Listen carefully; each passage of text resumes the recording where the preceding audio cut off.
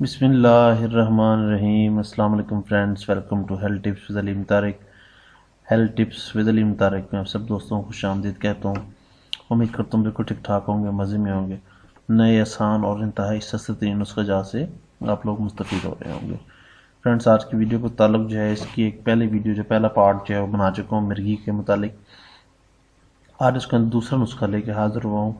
پہلا نسخہ جو ہے وہ انتہائی آپ لوگوں نے پسند کیا، اللہ تعالیٰ نے کئی لوگوں کو شفا بھی دی ہے، تو میں سب کا شکر گزار ہوں۔ میرے لیے بھی دعا کیا کریں۔ اور دوسرا نسخہ بھی بالکل اسی طرح کا ہے، انتہائی آسان ہے، سستا ہے اور بہت ہی آزمودہ ہے، انتہائی زبردست بااثر نسخہ ہے یہ بھی۔ تو آپ برائے مہربانی جو لوگ مرغی کے مریض ہیں، جن کو پہلا وہ افورڈ نہیں کر سکتے یا جن کو نہیں مل رہا، تو دوسرے کو ٹرائی کر کے دیکھ لیں، انشاءاللہ اس سے بھی بہت زبردست فائدہ ہوگا۔ سٹارٹ کرتے ہیں مرغی کا دوسرا نسخہ۔ مرغی کے جو تقریباً اس کی بعد میں تفصیل جو ہے وہ پہلے ویڈیو میں بتا چکا ہوں، اگر جس کو نہیں پتا وہ بھی دیکھ لیں، اس میں شارٹ بتا رہا ہوں۔ مرغی بہت تکلیف دہ اور خطرناک مرض ہے۔ یہ مرض دورے سے ہوتا ہے، اس دورے کا کوئی مخصوص وقت نہیں ہوتا۔ بعض مریضوں کو سال میں ایک بار، بعض کو 6 ماہ بعد، بعض کو ہفتہ 2 ہفتے بعد، اور اس سے آگے پیچھے ٹائم بھی مرغی دوڑا پڑتا رہتا ہے۔ مرض جو ہے وہ شدید ہو تو ایک دن میں کئی دورے بھی پڑتے ہیں۔ مرغی کے مرض میں مریض چونکہ اپنے حال سے بے خبر اور بے ہوش ہوتا ہے، اس لیے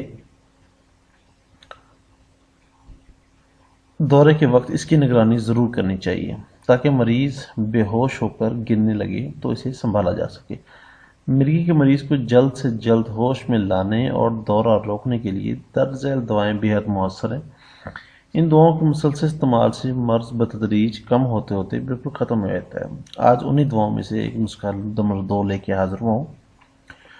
اس مرض میں ہاتھ پاؤں کا کڑاؤ ختم کرنے کے لیے ہتھیلیوں اور تلووں پر تلوں کا تیل کی مالش کی جائے تو زیادہ بہتر ہے۔ سٹارٹ کرتے ہیں، نسخے کی طرف چلتے ہیں۔ آج کا جو نسخہ ہے اس میں 2 چیزیں ہیں صرف۔ اسرول بوٹی کی جڑ 10 گرام اور ارک گلاب 300 گرام۔ ترکیب تیاری و ترکیب استعمال میں اسرول بوٹی کی جڑ کو باریک اچھے طریقے سے پیس کر چھان کر سفوف بنائیں اور ایک صاف شیشے میں محفوظ کر لیں۔ مرغی کے مریض کو نصف گرام سفوف گلاب کے ارک 50 گرام کے ساتھ دن میں 3 مرتبہ کھلائیں۔ جو پہلا نسخہ تھا وہ نسخہ جب مریض کو دورہ پڑے تو پھر اس کی ناک میں وہ نسوار ٹائپ دینی تھی۔ یہ نسخہ یہ مریض کو بے شک وہ نارمل حالت میں ہے تب بھی آپ نے اس کو کھلانا ہے۔ گلاب کا ارک وغیرہ کو نہ ملے یا نہ دل چاہے، اس کا ٹیسٹ اچھا نہ لگے تو بکری کے دودھ کے ساتھ کھلا دیا کریں۔ اس کا استعمال جو ہے وہ مسلسل کرنا ہے۔ مسلسل استعمال سے جب تک مرض کنٹرول نہ ہو تو استعمال کراتے رہیں، انشاءاللہ بہت ہی جلد جو ہے وہ مثبت نتائج سامنے آئیں گے اور بے حد مفید اور مجرب بھی ہے۔ احتیاط میں یہ ہے کہ ان کو فاسٹ فوڈ وغیرہ ان کا ہاضمہ خراب نہ ہونا پائے، قبض وغیرہ نہ ہونے پائے، موشن نہ لگنی پائے، مطلب ہاضمہ اس کا بالکل ٹھیک ہو، گیس نہ ہونے پائے۔ گیس سے بعض کا دماغ پہ وہ چڑھتی ہے، گیس سے چڑھتی ہے دماغ کو، وہ نہ ہونے پائے، ہیڈک پین وغیرہ نہ ہونے پائے۔